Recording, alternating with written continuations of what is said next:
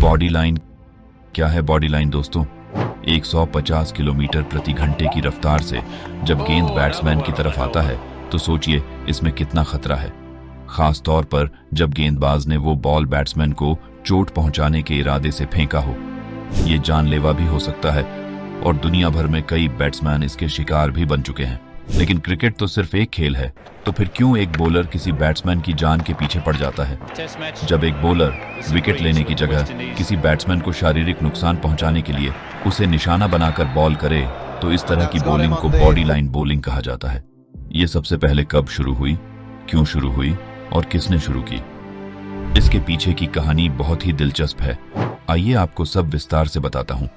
हम में से बहुत से लोगों को ये बात अब एक कहानी जैसी लगेगी, लेकिन एक वक्त था जब अंग्रेजों का साम्राज्य पूरी दुनिया पर चलता था।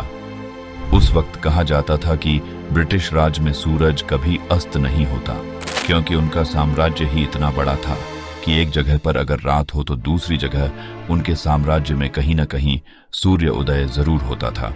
उस वक्त अंग्रेज ये मानते थे कि धरती पर ब्रिटिश पैदा होना बहुत ही भाग्य और गौरव की बात है।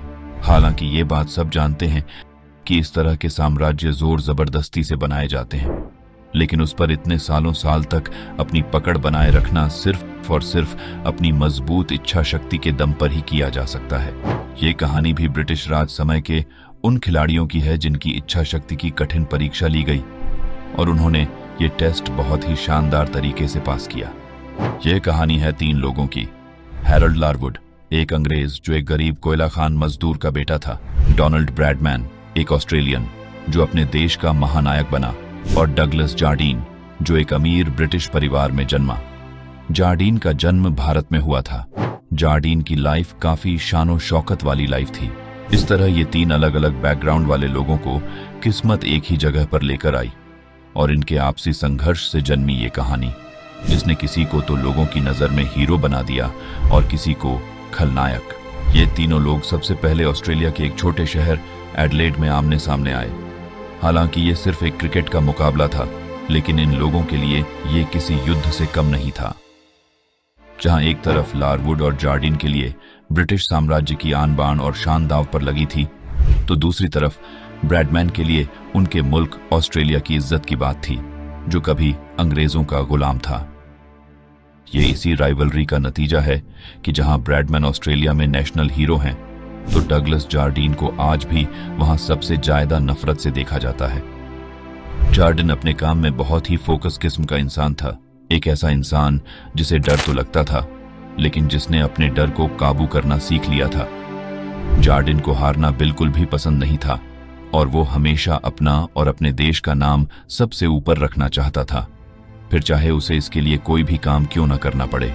1928 में इंग्लैंड की टीम ने ऑस्ट्रेलिया का दौरा किया और ब्रिस्बेन के पहले टेस्ट मैच में किस्मत ने इन तीनों दिग्गजों को आमने सामने लाकर खड़ा कर दिया। पहले इंग्लैंड ने बल्लेबाजी की। इंग्लैंड के बल्लेबाजों ने बहुत अच्छी बैटिंग की और 521 का बहुत बड़ा स्कोर खड़ा कर दिया। ये जार्डीन का पहला मैच था और इस मैच में जार्डीन ने 35 रन बनाए। बदले में ऑस्ट्रेलिया के बल्लेबाज कुछ खास नहीं कर पाए।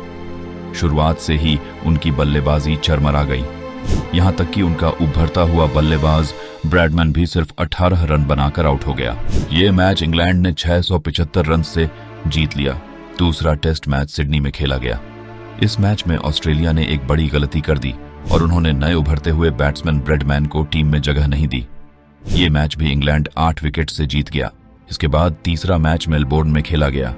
इस मैच में ब्रैडमैन ने अपना टैलेंट दिखाया। उन्होंने पहली पारी में 79 और दूसरी पारी में शानदार 112 रन बनाए, लेकिन इसके बावजूद ऑस्ट्रेलिया ये मैच हार गया। चौथा मैच भी इंग्लैंड ने जीत लिया, लेकिन 5वां मैच ऑस्ट्रेलिया ने जीता।